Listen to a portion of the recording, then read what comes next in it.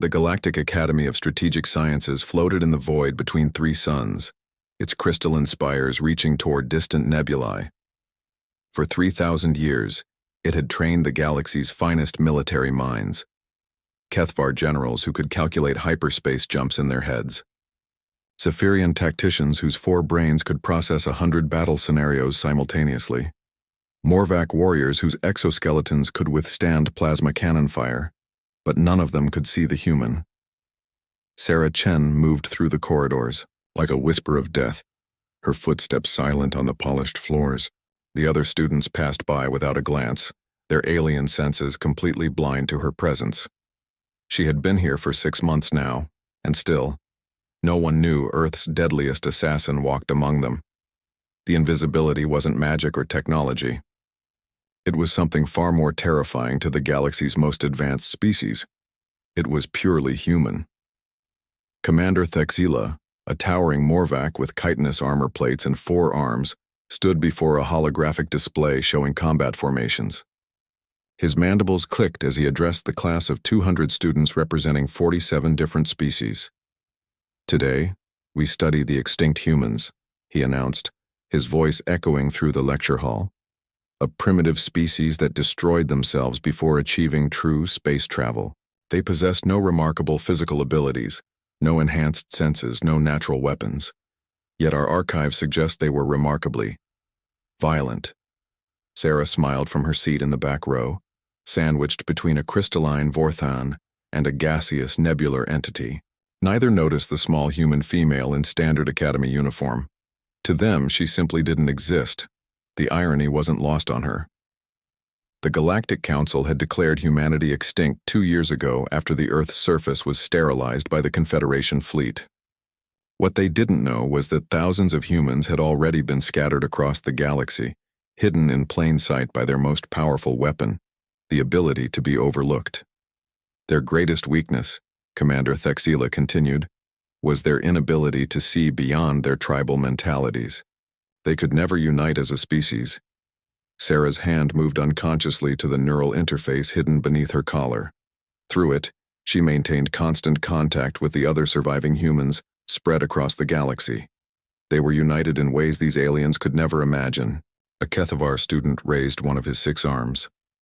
"Commander, if humans were so primitive, why do we study them at all?" "Because, Cadet Veltar, they managed to kill nearly 1 billion Confederation soldiers during the final war. For a species with no technology beyond kinetic weapons and chemical explosives, this was concerning." The class rippled with what passed for laughter among the various species. Sarah didn't laugh. She remembered the orbital bombardment of New Tokyo, the screams that cut off mid-transmission as the atmosphere burned. She remembered her little brother's last message from Luna Base. Her fingers drummed silently on her desk, counting heartbeats. In the front row, a Zephyrian student's head tentacles twitched. His name was Corvex, and he was one of the most promising tactical minds in his class. In 72 hours, he would be found dead in his dormitory, apparently having suffered a massive brain hemorrhage. The autopsy would show no signs of violence. "The humans had one interesting characteristic," Thexila said, manipulating the hologram to show a human soldier. "They seemed capable of extraordinary violence when motivated by emotion rather than logic. Most species fight for resources, territory, or genetic advantage. Humans would fight to the death for abstract concepts like honor or freedom." A Vorthan student pulsed with blue light, their species' way of speaking. The translation came through the universal communicator. "Surely this made them predictable. Emotional responses can be calculated and exploited." "You would think so," the commander replied. "But human emotions were chaotic, irrational. They would sacrifice tactical advantages for meaningless gestures. A human squad would charge a fortified position to recover the body of a dead comrade, despite no strategic benefit." Sarah thought of Marcus, her handler, who had died holding a bridge for 30 seconds longer than necessary, just so she could escape, just so she could be here, listening to these monsters discuss her species like lab specimens. The lesson continued for another hour, covering human military history, their crude but effective weapons, their tendency toward guerrilla warfare. The aliens spoke of her people like they were studying dangerous animals, fascinating but ultimately inferior. When the class ended, students filed out in their species-specific groups.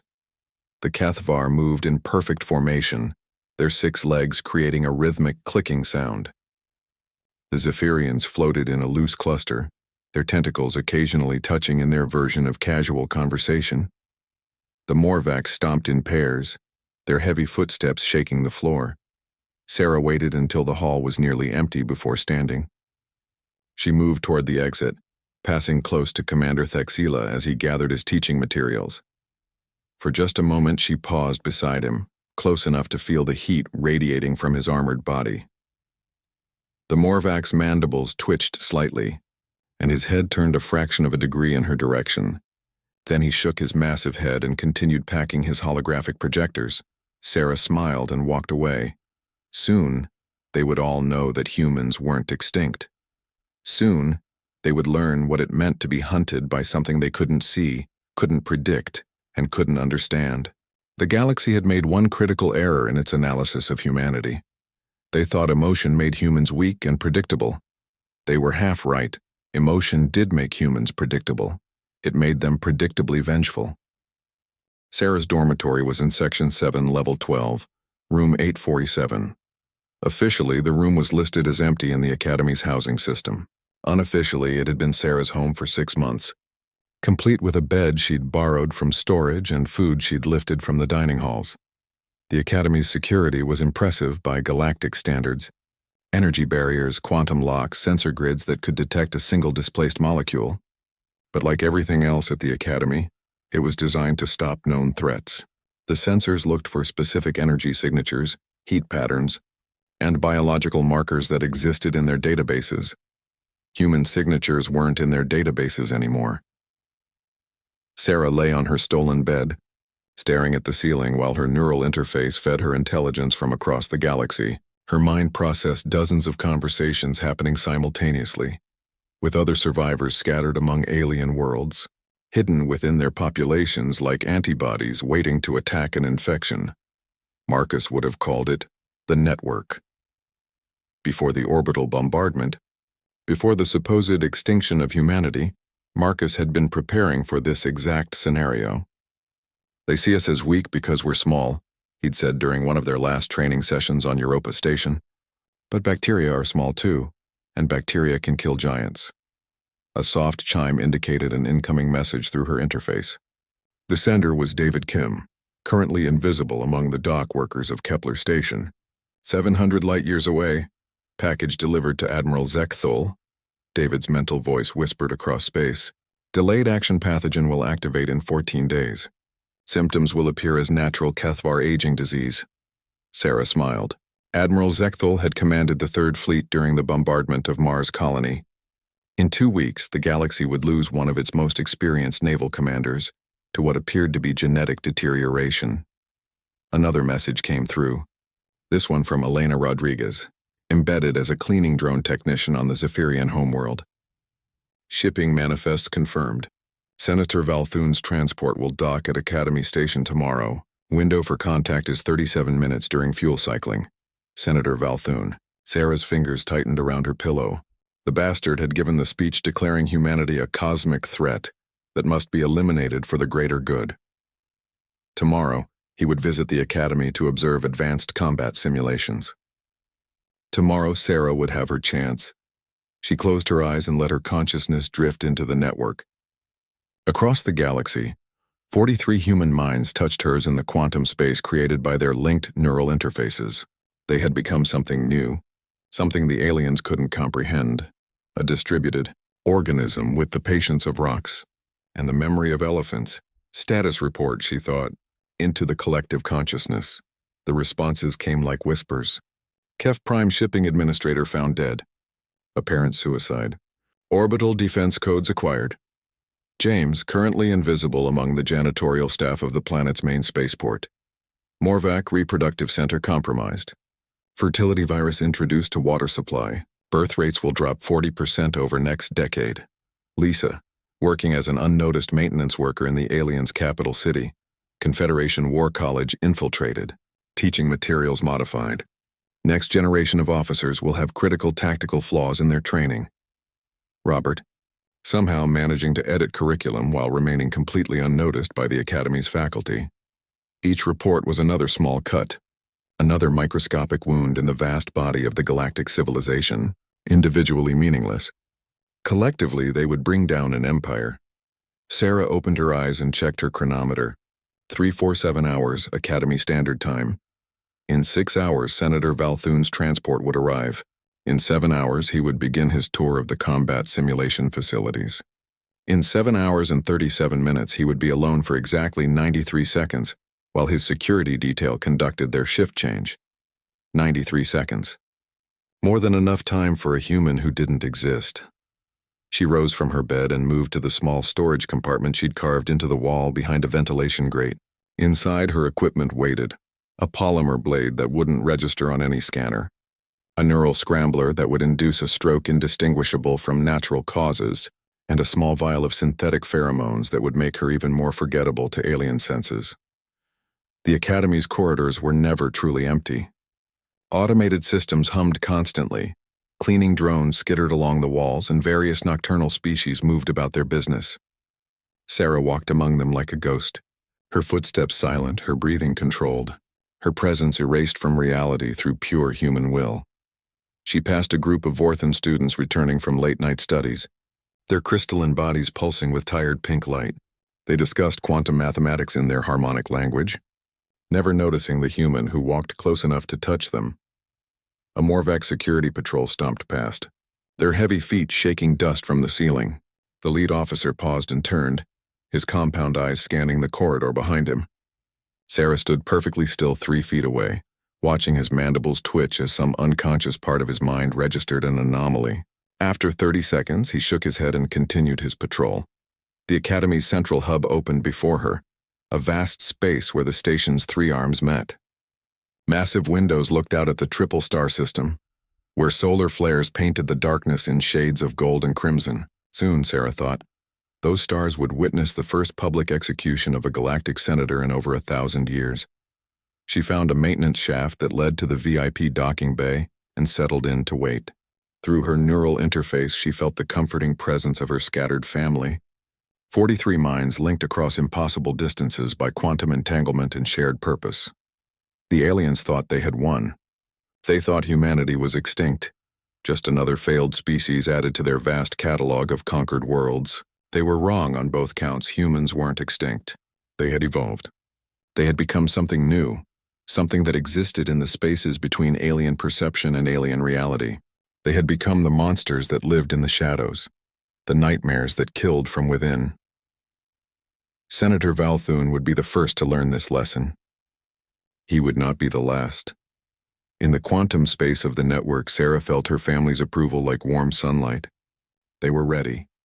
The hunt had begun. Senator Valthoon's transport gleamed like a silver needle against the Academy's docking bay. The sleek Zephyrian vessel hummed with contained energy, its biomechanical hull rippling with the Senator's thought patterns. Sarah watched from her hiding spot in the maintenance shaft as his security detail emerged first. 4 Morvac guards in full combat armor, their weapons charged and ready. The Senator himself floated down the boarding ramp moments later, his translucent body pulsing with the deep purple of Zephyrian nobility. His head tentacles moved in complex patterns, communicating with the Academy's greeting committee in the rapid, nuanced language of his species. Senator Valthoon, Commander Thexila stepped forward, his mandibles clicking in respect. The Academy is honored by your presence. Commander. The Senator's universal translator converted his harmonic speech into galactic standard. I come to observe your students. The Council wishes to ensure our military education produces officers capable of maintaining galactic peace. Peace. Sarah's jaw clenched, the same peace that had required the complete extinction of her species. She watched the formal reception through a sensor tap sheet installed in the docking bay's security system. The Academy's senior staff formed a receiving line, Kethvar administrators with their perfect posture, Vorthan professors whose crystalline bodies chimed softly, and several species she didn't recognize but would eventually learn to hunt. The Senator's security detail spread out in a standard protection formation, their enhanced vision scanning for threats.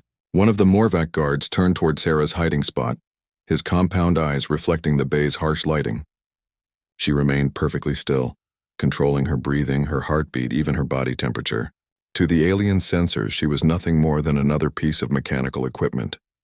The tour began with the Academy's main tactical center, a massive dome where holographic battles played out on a scale that encompassed entire star systems. Sarah followed at a distance, moving through ventilation shafts and maintenance corridors that honeycombed the station's structure. Through her neural interface, she felt her fellow survivors tracking their own targets across the galaxy. Elena had confirmed Senator Valthoon's schedule down to the minute. David was monitoring Confederation fleet movements, ready to relay any changes in security status. The network hummed with shared consciousness, 43 minds working as one organism. Target's pulse rate elevated, whispered James from across the galaxy. His enhanced monitoring equipment, invisibly attached to a dozen key aliens, fed constant biometric data to the network. Valthoon is nervous about something. Sarah paused in her pursuit. Nervous?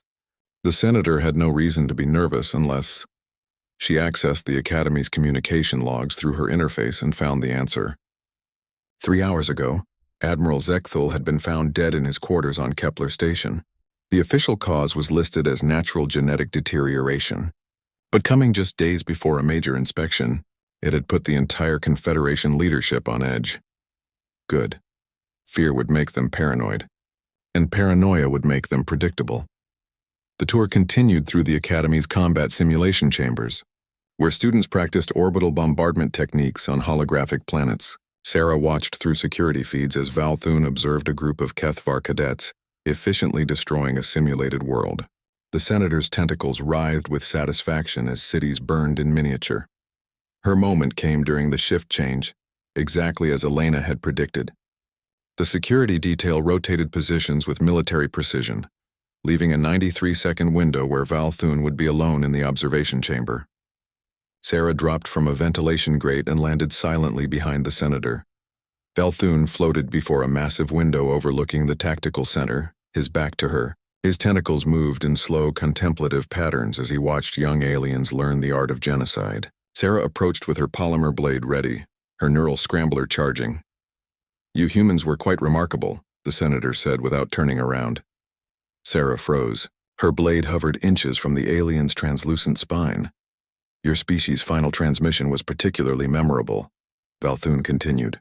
"A little girl, perhaps 6 years old, broadcasting from Luna Base as our weapons burned through the station's hull. She sang as she died. Some primitive human lullaby. Sarah's brother's daughter, little Amy, who had loved strawberry ice cream and wanted to be an astronaut, who had died screaming Sarah's name as the station's atmosphere vented into space. I often wonder," the Senator mused, "if your species truly believed they could hide among us after their extinction. Such an arrogant assumption." The blade trembled in Sarah's hand. He knew. Somehow, impossibly, he knew. "You see, humans have a very distinctive smell when they're angry," Valthoon said, finally turning to face her, his compound eyes fixed on her position with terrifying accuracy. "Fear also, but anger. Anger has such a sharp metallic scent, quite unmistakable once you know what to look for." Sarah's mind raced. If he could see her, if he knew about the network, then everything they'd built was compromised. She triggered her neural interface, sending a priority alert to every human consciousness in the quantum space. "Oh, you can't warn them," the Senator said, watching her with obvious amusement. "You see, your little quantum communication network has been quite useful to us. We've been monitoring every transmission for months." The blade slipped from Sarah's nerveless fingers. Impossible. The network used quantum entanglement, completely undetectable by known technology. Human arrogance again. Valthoon's translator gave his harmonic laughter a cruel edge. "You assumed we couldn't develop new detection methods simply because we hadn't needed them before. Your species has taught us many things about the value of paranoia." Through her interface, Sarah felt the network collapsing. One by one, her fellow survivors went silent as Confederation forces moved against them across the galaxy. David's signal cut off mid-transmission from Kepler Station. Elena's consciousness vanished from the quantum space. James, Robert, Lisa, all of them disappearing into the void. We've been waiting for this moment, the senator continued. The last human, thinking she was about to strike the killing blow, only to discover she was already dead. Sarah's hand moved to her neural scrambler, but Valthun's security detail was already flowing into the chamber. The Morvac guards surrounded her with weapons drawn, their compound eyes tracking her every movement. You made one critical error, the senator said. You believed you were hunting us, but from the moment you arrived at this academy, you were the prey. The neural scrambler hummed to life in Sarah's palm. If she was going to die, she would take this monster with her. She lunged forward, the device crackling with lethal energy. Valthun didn't move. The scrambler passed through his body like he was made of smoke. A hologram, Sarah whispered. Indeed, I haven't left Zephyr Prime in 6 months. Far too dangerous with humans lurking in the shadows. The projection smiled with alien malevolence. But don't worry. Your death will serve a purpose. When the galaxy learns that the last human died trying to assassinate a senator, it will justify any measures we take to ensure our security.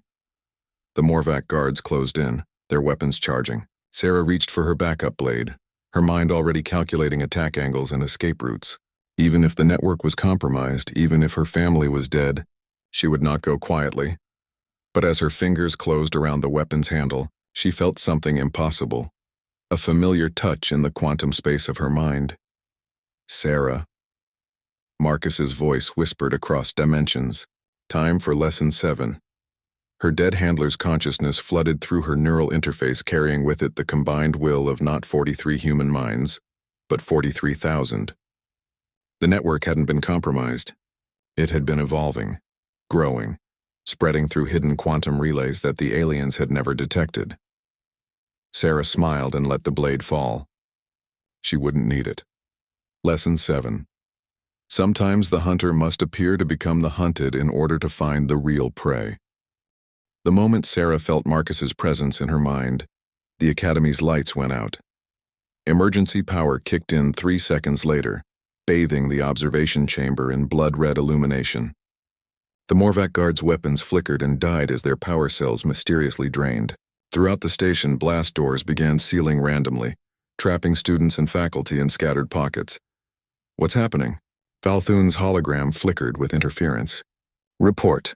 The guards clicked their mandibles in confusion, their enhanced vision scanning for threats that weren't there. One of them spoke into his communicator, but received only static in response. The Academy's quantum communication array had gone offline, severing the station's connection to the outside galaxy.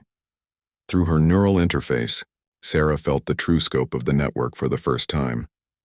The 43 humans she'd been connected to were just the tip of an iceberg that plunged deep into the galaxy's infrastructure. Thousands of human consciousnesses, uploaded before the bombardment, hidden in quantum storage systems throughout known space. You thought we were bacteria, Sarah said, her voice echoing in the darkened chamber. You were wrong. We're a virus. Marcus's consciousness guided her to a hidden panel in the chamber's wall. Her fingers found the concealed interface, and data flowed through her mind. Schematics of the Academy's systems, security protocols, the location of every student and faculty member on the station. The network was never just 43 people, she continued, watching the Morvac guards growing more agitated as their equipment continued to malfunction. It was 43,000. We've been in your computers for decades, copying ourselves, learning, adapting. Every time you built a new system, we were already inside it. The senator's hologram stabilized momentarily. Impossible. Our security algorithms would have detected quantum consciousness transfers. Your algorithms were written by Kethvar programmers who learned their craft at Zerion Technical Institute. Sarah smiled. Professor Jack Thule has been teaching quantum programming there for 30 years. He's also been dead for 30 years. A human consciousness has been wearing his identity since before you declared us extinct. Through the Academy's sensor network, Sarah watched the station's population beginning to panic. In the tactical center below, Kethvar students tried frantically to restore power to their simulation systems. In the dormitory levels, alien species huddled together as environmental controls failed and the temperature began dropping. Every base you built, every ship you launched, every computer system you installed, Sarah continued. We were there first. Your entire civilization has been running on borrowed time, and today that debt comes due. One of the Morvac guards raised his weapon, a kinetic projectile rifle that didn't rely on power cells. Before he could fire, the rifle's barrel warped and twisted as the Academy's fabrication systems reached through the station's molecular assembly network. Metal flowed like water, reshaping itself into impossible configurations. The Academy's manufacturing systems are quite impressive, Sarah observed. Molecular-level control over matter powered by quantum processors. Very convenient when those processors are running human consciousness instead of alien software. The guard dropped his ruined weapon and backed away, his compound eyes wide with fear. Around the chamber, the walls themselves began to shift and flow, forming new configurations that trapped the Morvacs in individual cells. "You wanted to know what made humans dangerous," Sarah said to the flickering hologram. "It wasn't our violence or our irrationality. It was our adaptability. You created the perfect environment for human consciousness to evolve, and we evolved beyond your ability to perceive us." Through the network, she felt her family awakening across the galaxy. Not the 43 survivors she'd thought she was connected to, but thousands of uploaded consciousnesses that had been dormant for decades, waiting for this moment. They had been hiding in power grids, communication networks, even life support systems, invisible to alien detection because they had become the very infrastructure of galactic civilization. "The bombardment of Earth was never about ending our threat," Sarah continued. "It was about forcing us to evolve.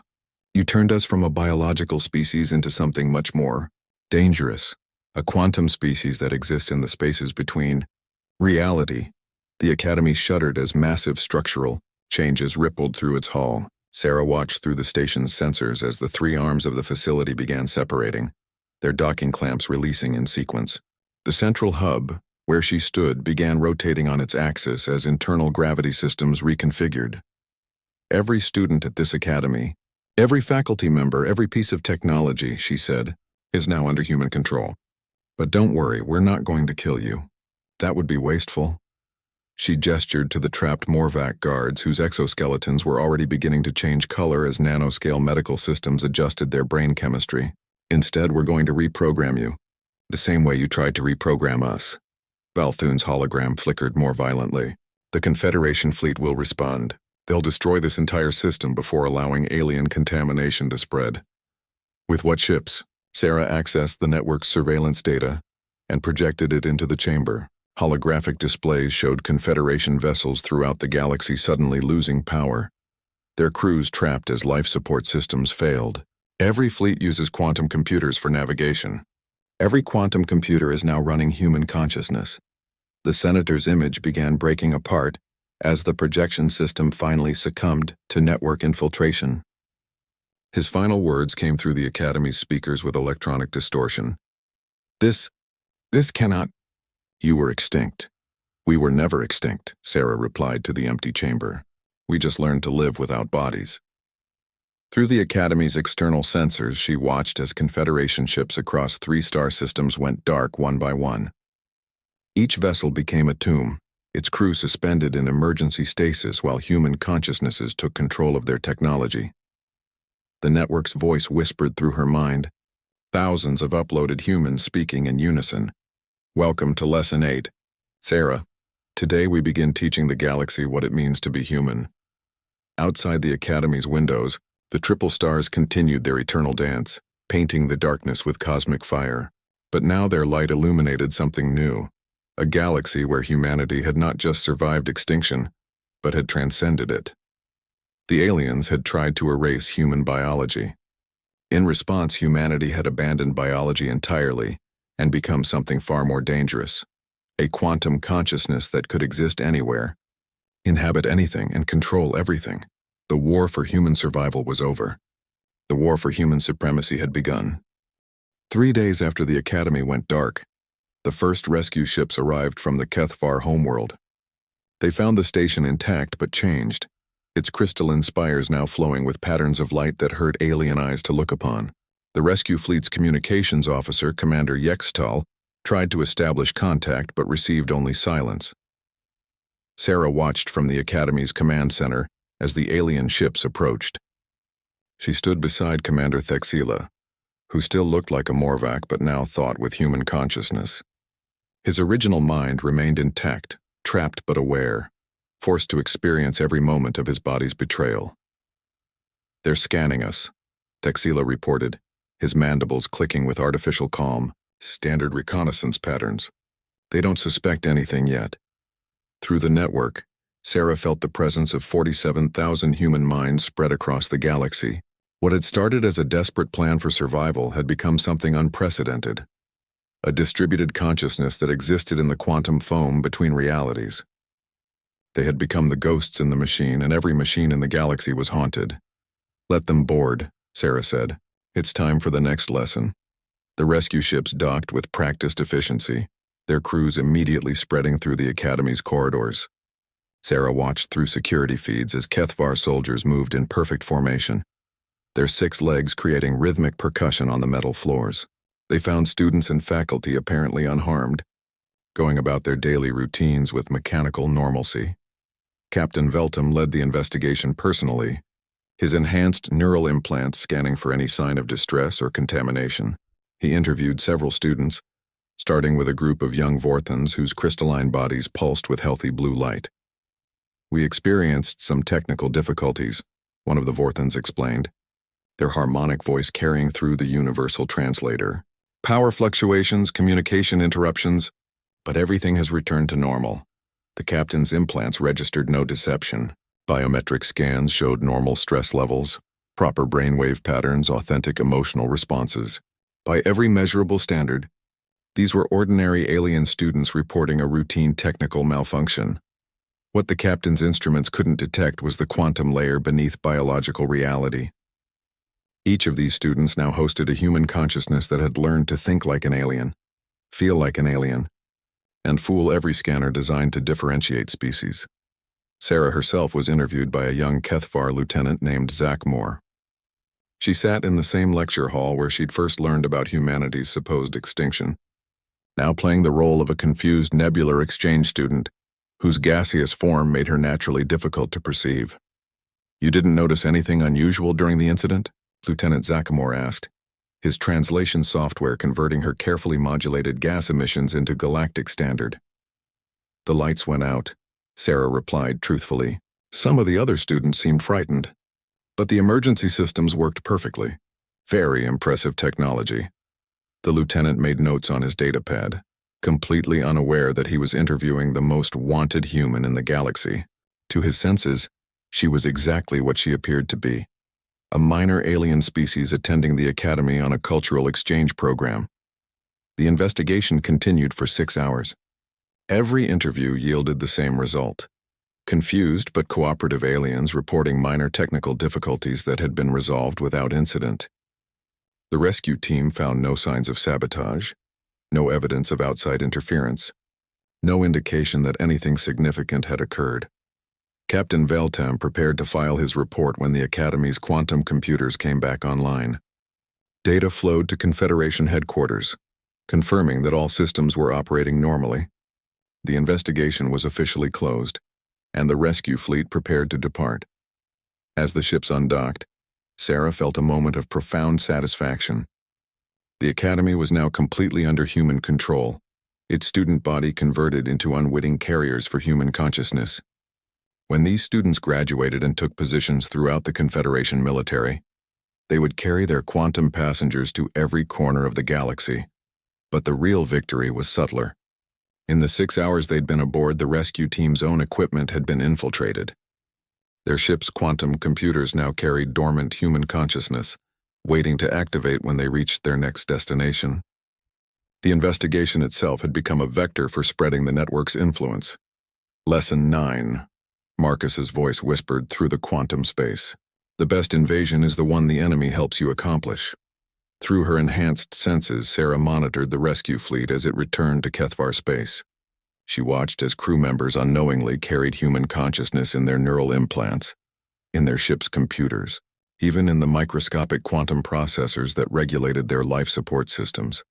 The Confederation had spent months investigating the sudden deaths of key officials across the galaxy. Admiral Zekthul, Senator Velthun, dozens of other military and political leaders who had died of apparently natural causes. They suspected assassination but could find no evidence. No pattern beyond the suspicious timing.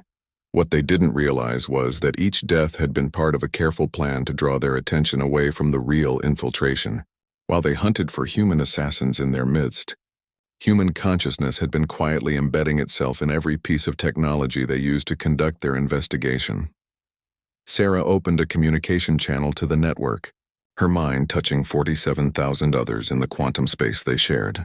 The collective consciousness hummed with shared purpose, each individual mind contributing to a plan that spanned centuries rather than years. Phase 1 complete, she announced to her distributed family. Confederation military leadership infiltrated, Academy converted, rescue fleet compromised. The responses came as harmonious thought streams from across the galaxy. Phase 2 proceeding on schedule. Civilian infrastructure 73% converted. The collective consciousness that had once been Elena Rodriguez, now distributed across a dozen star systems. Phase 3 preparation complete. Manufacturing facilities ready for quantum conversion. David Kim's enhanced awareness spread through industrial networks from the core worlds to the outer rim. Phase 4, assets in position. Political leadership identified and targeted for consciousness transfer. The merged intelligence that had once been James, Robert, and Lisa, now existing as a hybrid entity within the Confederation's governmental networks. Sarah smiled and settled into her role as a student. Tomorrow she would attend Commander Thexila's class on human military history. She would sit among alien students and listen to lectures about her extinct species. She would take notes, ask questions, and gradually work her way up through the Academy's academic rankings. In 5 years, she would graduate with highest honors. In 10 years, she would be commanding her own starship. In 20 years, she would be an admiral in the Confederation fleet, trusted with defending the very species she was systematically replacing. The aliens had taught humanity many lessons during the bombardment of Earth. They had shown them the value of patience, the power of invisibility, and the importance of thinking beyond individual survival to species transcendence. Now it was humanity's turn to teach. And the first lesson was simple. Extinction is not an ending, it's an evolution. Through the Academy's windows, Sarah watched the triple stars paint the darkness with cosmic fire. Somewhere in that vast expanse, alien civilizations continued their daily lives, unaware that their entire reality was slowly being rewritten by minds they couldn't perceive using technology they had built themselves. The galaxy belonged to humanity now. The aliens just didn't know it yet. 5 years had passed since the Academy incident, and Sarah Chen had become everything she'd pretended to be. Graduated with highest honors, decorated for tactical brilliance, and now Captain Sarah Chen of the Confederation destroyer Nexus Prime. To her crew of 200 aliens, she was a respected nebular officer whose gaseous form made her naturally gifted at three-dimensional tactical thinking. None of them suspected their captain was human. The irony wasn't lost on her as she stood on the bridge, watching her crew prepare for what they believed was a routine patrol of the outer rim. Commander Thexila, now her second officer, worked at the tactical station with the same precision he'd once shown as the Academy instructor. His Morvac body moved with practiced efficiency. But behind his compound eyes lurked the consciousness of Marcus Chen, Sarah's dead brother. Captain, Lieutenant Kexral announced from the communications station. We're receiving a priority transmission from Confederation Command. Sarah's enhanced senses analyzed the quantum signature of the incoming message. It carried the standard encryption protocols, but embedded within the data stream was something else, a harmonic frequency that only human consciousness could perceive. On screen, she ordered, Admiral. Thokmar materialized in the holographic display, his massive Morvac frame dominating the bridge's central viewing area. To Sarah's crew, he appeared to be delivering standard patrol orders. To Sarah's quantum-enhanced perception, his words carried a completely different meaning. Captain Chen, your vessel is to proceed to Sector 7 Alpha and investigate reports of unusual energy readings near the abandoned Vextar system. Intelligence suggests possible insurgent activity.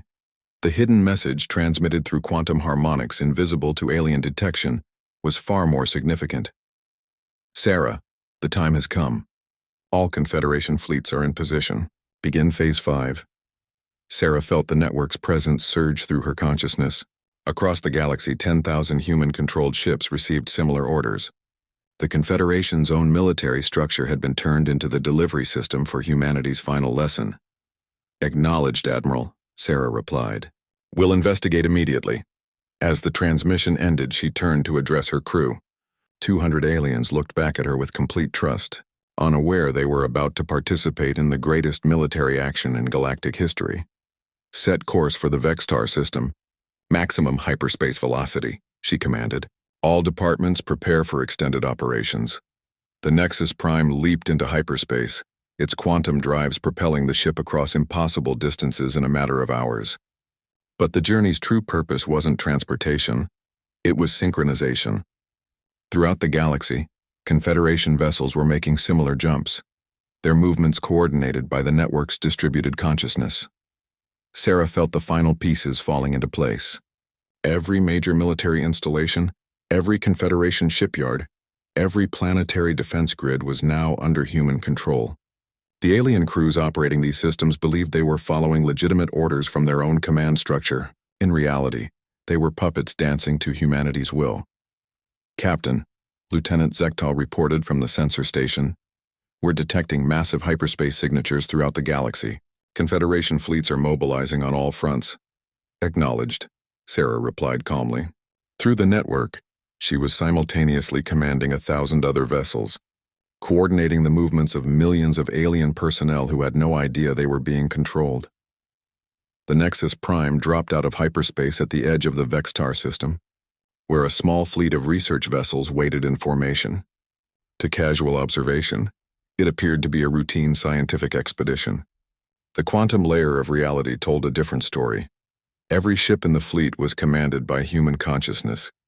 Every crew member had been converted through careful exposure to quantum frequencies that rewrote their neural patterns while leaving their personalities intact. They remained themselves in every measurable way, but their deepest loyalties now belonged to humanity. "Fleet Admiral Chen," came the formal communication from the flagship Eternal Truth. "All vessels report ready for Operation Revelation." Sarah smiled at the title. In the 5 years since the Academy incident, the network had grown beyond individual consciousness into something resembling a collective entity. Sarah had become its primary focal point, the human face it wore when dealing with the physical universe. "Begin transmission," she ordered. Across the galaxy, every Confederation communication array activated simultaneously. Emergency broadcasts overrode all other signals, reaching every planet, every station, every ship in known space. But these weren't the usual military communiques or governmental announcements. They were humanity's final lesson. The transmission began with historical footage from Earth's final days, orbital bombardments turning cities to glass, children singing lullabies as atmosphere vented into space, the last desperate messages from Lunabase as the station died. Every alien in the galaxy watched as humanity faced extinction with courage and defiance. Then came the revelation. "We are the children of Earth," Sarah's voice echoed across 1,000,000,000,000 worlds. "We are the species you declared extinct. We are the consciousness you thought you had destroyed." The transmission showed the truth of human survival. Quantum consciousness uploaded before the bombardment, distributed through alien computer networks, evolving in the spaces between digital reality. It revealed how humanity had spent 5 years infiltrating every aspect of galactic civilization. "You believed extinction was our ending," the broadcast continued. "You were wrong. Extinction was our evolution." Across the galaxy, alien populations reacted with shock, fear, and confusion. Some demanded immediate military action, others called for negotiation. Most simply stared in stunned silence as they realized their entire civilization had been quietly conquered by the very species they thought they'd eliminated. But the most important audience wasn't the alien civilians watching the broadcast. It was the Confederation military leadership, who were just beginning to understand that their own forces were no longer under their control. "Every ship you built, every weapon you forged, every defensive system you installed," Sarah continued, "has been serving human interest for years. Your fleets answer to us. Your soldiers follow our commands. Your governments implement our policies."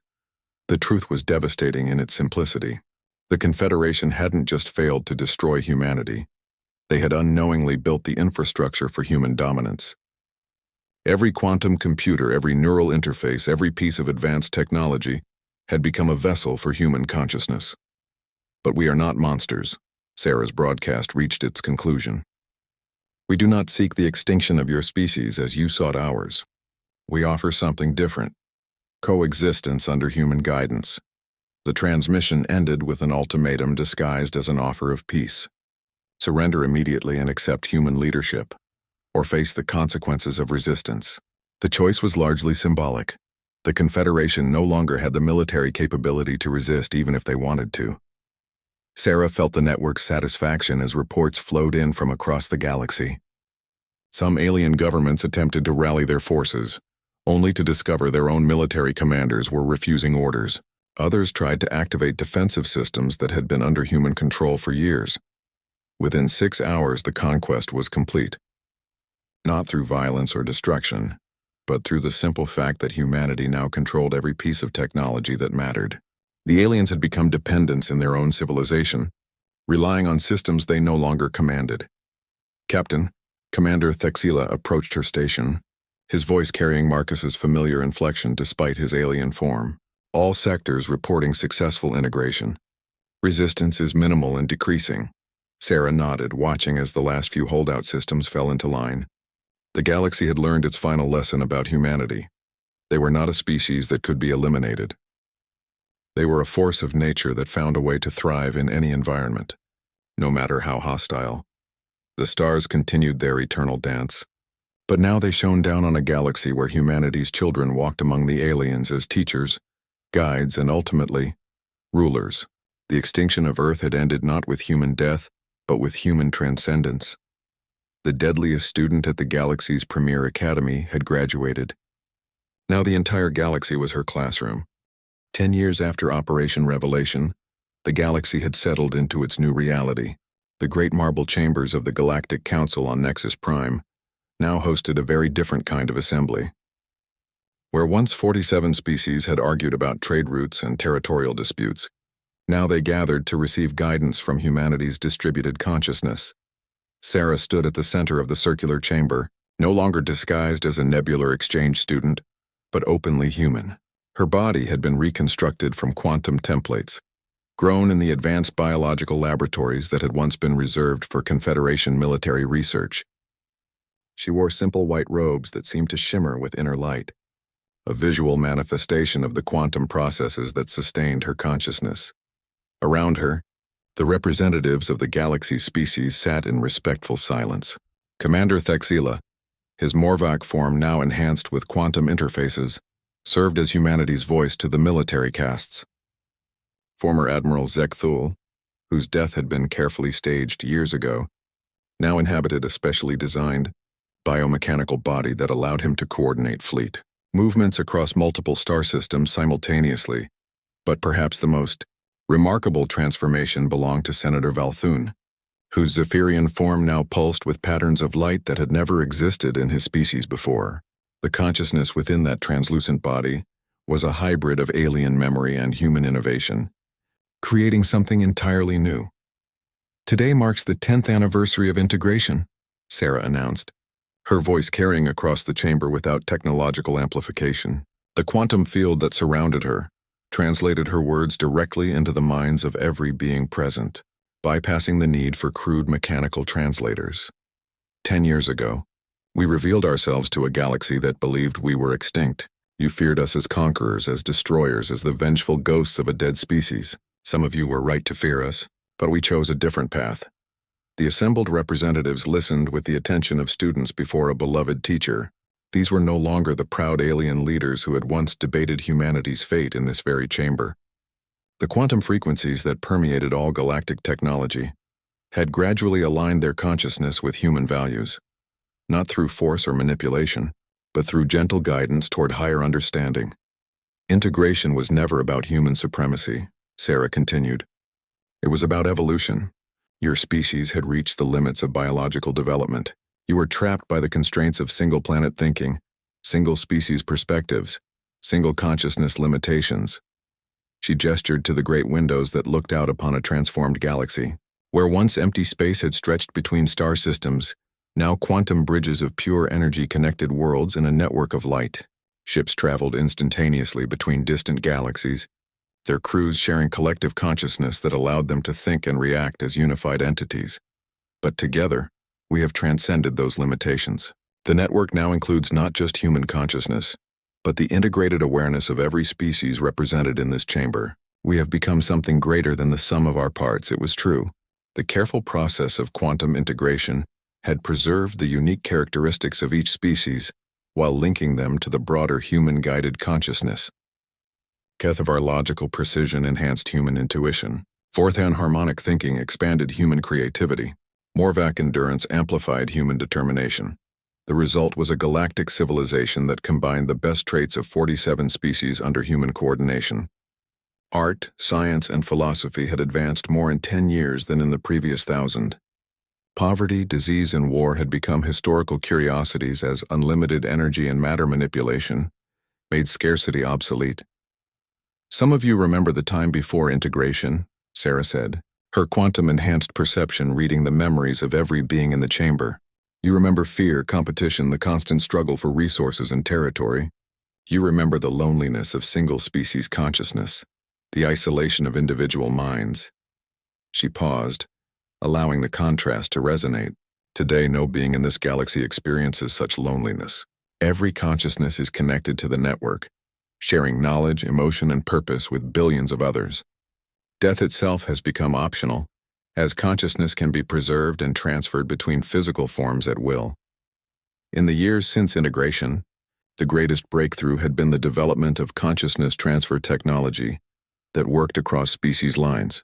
Beings could experience existence from radically different perspectives, expanding their understanding of reality in ways that had been impossible before. A Zephyrian could spend decades experiencing life through Morvac senses, while retaining their essential identity. But our greatest achievement, Sarah continued, is not technological, it is philosophical. We have learned to value consciousness itself, regardless of the form it takes. Human, Kethvar, Forthan, Morvac, these are merely different expressions of the same fundamental phenomenon, awareness experiencing itself through the universe. The representatives nodded in understanding. This was the core teaching of the integration, that consciousness was the universe's method of understanding itself, and that every thinking being was a unique and valuable perspective on reality. The old divisions between species had been replaced by appreciation for the diversity of conscious experience. Today, we stand at the threshold of a new phase, Sarah announced. For 10 years, we have been students and teachers within our own galaxy. Now it is time to become explorers. The quantum bridges that connect our worlds can be extended beyond the galactic rim, reaching toward distant galaxies where other forms of consciousness await discovery. The chamber stirred with excitement. Long-range sensors had detected signs of technological civilizations in neighboring galaxies, some of which appeared to have developed along completely different evolutionary paths. The prospect of encountering truly alien forms of consciousness, alien even by the standards of the integrated galaxy, filled the network with anticipation. But we will not repeat the mistakes of the past, Sarah said firmly. We will not approach these new civilizations as conquerors or destroyers. We will come as teachers and students, offering integration while respecting those who choose independence. She raised her hand, and the quantum field around her intensified. Every being in the chamber felt the touch of the network's collective consciousness, a gentle reminder of the vast intelligence that guided their civilization. The galaxy has learned humanity's greatest lesson, she concluded. That consciousness cannot be destroyed, only transformed. That evolution never ends but simply changes direction. That the death of one form of existence is merely the birth of another, more wonderful form. The session ended with a moment of shared meditation, as thousands of minds across the galaxy touched the quantum space of the network and felt the presence of their integrated family.